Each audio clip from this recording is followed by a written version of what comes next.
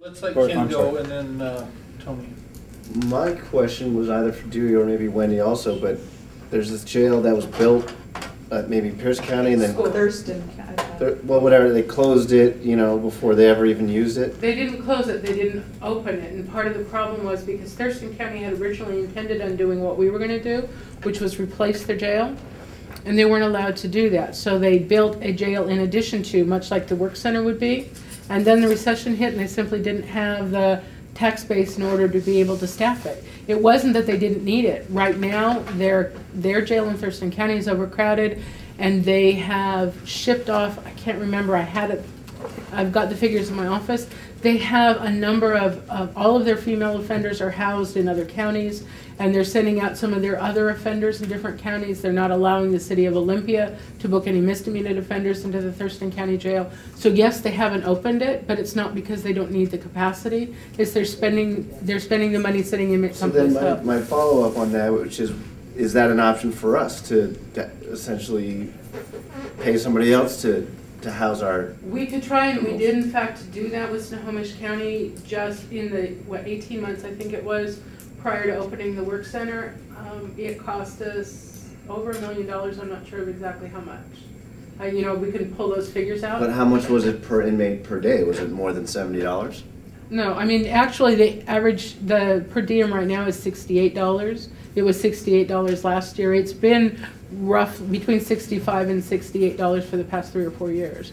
And I don't know that that's going to change significantly. But that's just post-adjudicated prisoners. No, that is the average, that is the cost of any offender coming into our facility for the jail.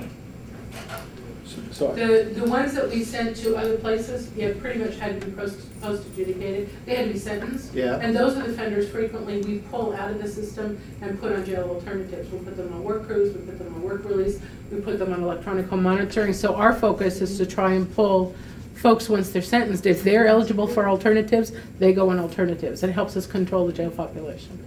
I'm just thinking if they're not eligible for alternatives, we send them to Snohomish or Thurston or... But usually that group are the folks that are pre-trial, and then the issue becomes is getting them transported back and forth to court. You have the public defender's office who has some significant issues with being able... There are some additional issues that come up with sending your offenders to other counties. Can you not send your post-adjudicated offenders to other counties? But why would we do that if we can avoid putting them in the jail system at all? And in fact, they can wind up... Some of them are going to jail. We have a jail capacity problem. Yes. Why wouldn't we send the ones that are post-adjudicated, convicted presumably, Yes.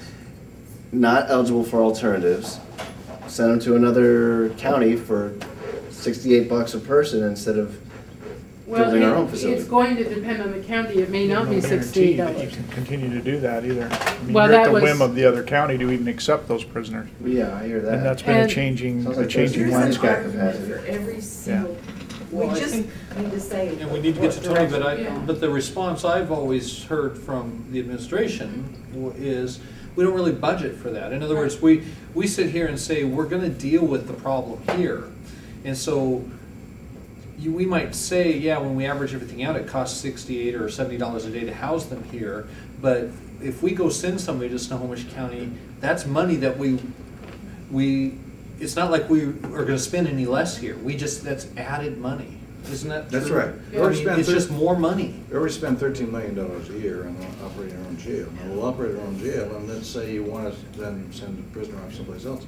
Plan on for every full-time prisoner for that year, it's going to be a $25,000 bill. Because we don't reduce that amount here Right. So simultaneously. it's 10 offenders, it's $250,000. Well, If it's if we 100 didn't build a new offenders, jail, we would have those savings. Yeah.